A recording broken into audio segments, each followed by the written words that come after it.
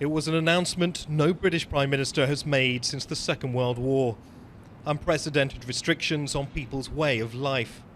You must stay at home, because the critical thing we must do to stop the disease spreading between households. That is why people will only be allowed to leave their home for the following very limited purposes. Shopping for basic necessities as infrequently as possible. One form of exercise a day, for example, a run, walk or cycle, alone or with members of your household.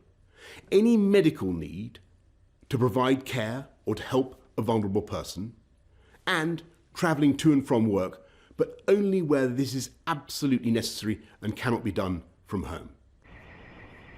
Following the example of France, Germany, Spain and Italy, police will now have the power to issue fines and enforce closures.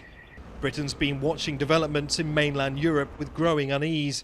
But while London landmarks are deserted, this was the scene on the city's underground on Monday. The advice is clear, and so are the risks. But crowds are still gathering at this East London market.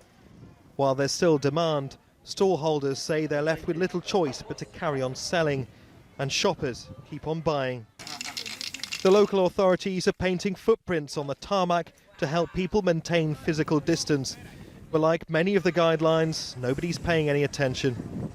This is one of the cheapest places in the area to buy food. Shutting it down could have dire consequences on people's lives and livelihoods. It is a difficult decision to make, but every infected person runs the risk of infecting several others.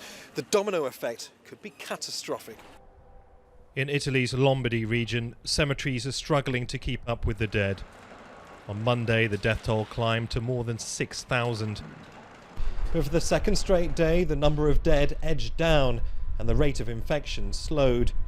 It's too early to say whether Italy's turned the tide on COVID-19, but the figures offer some hope that government measures are working.